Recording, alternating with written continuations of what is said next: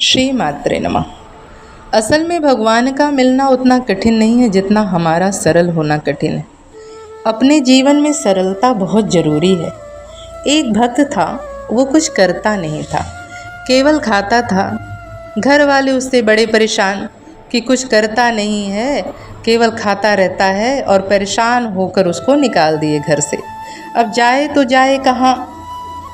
कुछ दूर गया, एक मंदिर दिखा। मंदिर में एक महात्मा जी दिखे, वो भी मोटे तगड़े। उसने देखा और सोचा कि ये भी खूब खाते होंगे हमारी तरह, इसलिए इतने मोटे होंगे। गया महात्मा जी के पास और बोला कि गुरुजी आप हमें अपना शिष्य बना लो।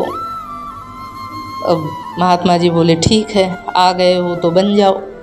वहाँ भी वो कुछ नहीं करता, केवल बैठकर खाता रहता। एक दिन एकादशी आया और मंदिर में कुछ बना नहीं था। उसने जाकर गुरुजी से बोला कि मुझे भूख बहुत लगती है, कुछ व्यवस्था करो, मंदिर में कुछ बना नहीं है, भोजन के बिना मैं नहीं रह पाता हूँ। महात्मा जी ने कहा कि आज तो मंदिर में कुछ बनेगा नहीं, जाओ भंडार से सामान ले लो और तुम ही बना लो। अब भूख तो लगी ही थी, क्या करता। गया भंडार से सामान ले लिया और एक नदी के किनारे चला गया, पेड़ के नीचे बैठा, भोजन बनाने लगा। जब भोजन बनकर तैयार हो गया तो उसको याद आया कि गुरुजी ने कहा था कि भगवान को भोग लगाकर तभी खाना। अब वो भगवान को बुलाने लगा कि प्रभु राम आइए, घनश्याम आइए, मेरे भोजन का भोग लगाइए। यहाँ तो रूखी रोटी आपको मिलेगी और नदी का पानी, तो जल्दी आइए, हमें भी भूख लगी है। भगवान नहीं आए। उसने सोचा कि शायद इसलिए नहीं आ रहे हैं कि रूखी सूखी रोटी कौन खाने जाए। बोला कि आज एकादशी है, मंदिर में भी कुछ नहीं मिलेगा, इसलिए आओ और भोजन ग्रहण करो, नहीं तो भूखा ही रहना पड़ेगा। भगवान इतना सुने कि प्रकट हो गए और अकेले नहीं आए, उनके साथ सीता समारोह पितवाम भागम, सीता मैया भी साथ में आई थी। बड़ा प्रसन्न हुआ मैया को देखकर, लेकिन गुरुजी ने कहा था कि एक भगवान आएंगे, यहाँ तो दो दो भगवान आए हैं। अब कभी भगवान की तरफ देखे, कभी अपनी रोटियों की तरफ।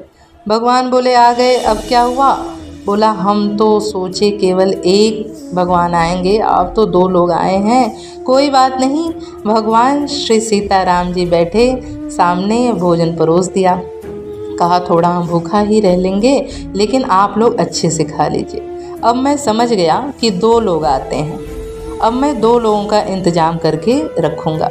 अगली एकादशी को उसने दो लोगों का भोजन बढ़वाया। बोला कि गुरुजी एक लोग नहीं आते हैं, दो लोग आते हैं, और उस एकादशी को कम पड़ गया था भोजन, इसलिए दो लोगों की व्यवस्था करके रखिएगा। तो गुरुजी ने सोचा कि शायद ये ऐसे ही कह रहा होगा, इसको भूख लगी होगी इसलिए कह रहा है, कम पड़ गया होगा। तो अगली एकादशी को गुरुजी ने भोजन अन्न बढ़वा दिए। लेके गया नदी के किनारे, भोजन बनाया और लगा भगवान को बुलाने। जब भोजन तैयार हो गया कि प्रभु राम आइए, घनश्याम आइए, अब तो भगवान तो इंतज़ार कर ही रहे थे। भगवान को जैसे ही बुलाया भगवान प्रकट हो गए। अब लेकिन दो की जगह तीन आए। राम बाम दिस जानकी, लखन दाहिनी ओर। तो उसने जो तीन लोगों को देखा, बोला हद हो गई। एक को बुलाओ तो दो आते हैं, दो का इंतज़ाम करो तो तीन आते हैं, ये कौन भगवान है। तो भगवान श्री राम बोले ये हमारे छोटे भाई हैं। बोला हमने तो एक भगवान को बोला था, अब तीन आ गए, अच्छा ठीक है। राम जी खूब हंसे। बोला ठीक है, मैं भूखा भले रह जाऊं, लेकिन आप लोगों को भोजन ज़रूर कराऊंगा। आप लोगों को देखकर बहुत अच्छा लगा। बोला अच्छा अगली एकादशी को अभी से बता जाइए कि कितने लोग आओगे। बोला कि उतने का इंतज़ाम हम कर लेंगे।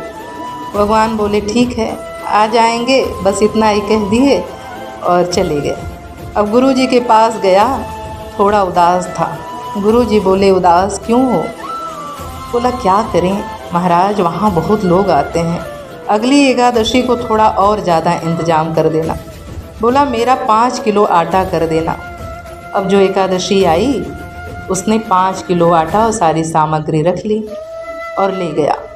सोचा कि अभी बनाएंगे नहीं, पहले बुला के देख लें कि कितने लोग आते हैं।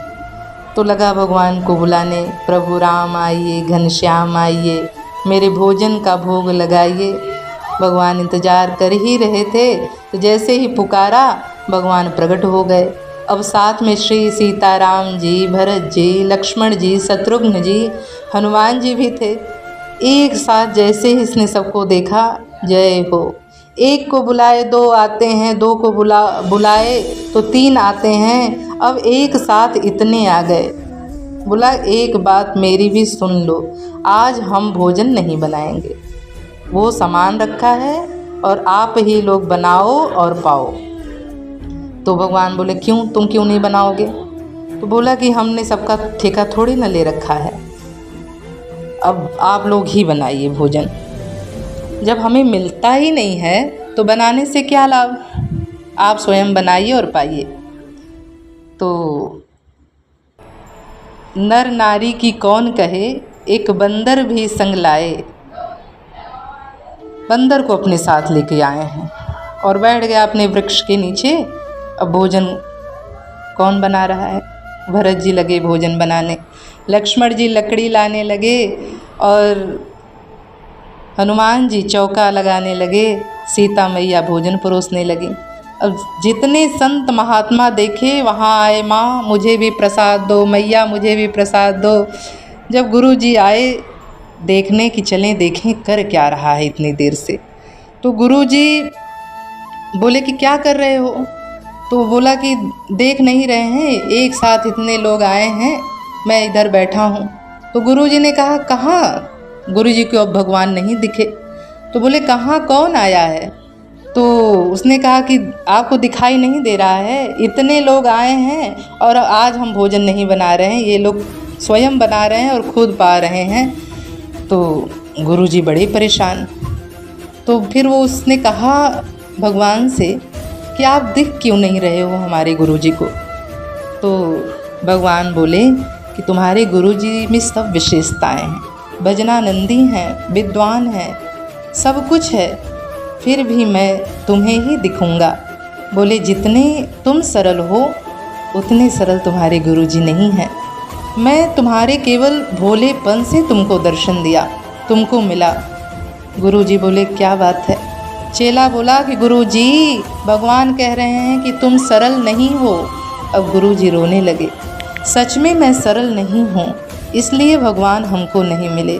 सब कुछ जीवन में मिला लेकिन सरलता नहीं मिली, जिससे भगवान मिलते हैं वही नहीं मिला। इतना सुनते ही भगवान प्रकट हो गए। भगवान तो सरलता पर रीझते हैं, मोह कपट छल छिद्र न भावा। एक बार कमेंट में लिखिए, जय श्री सीताराम।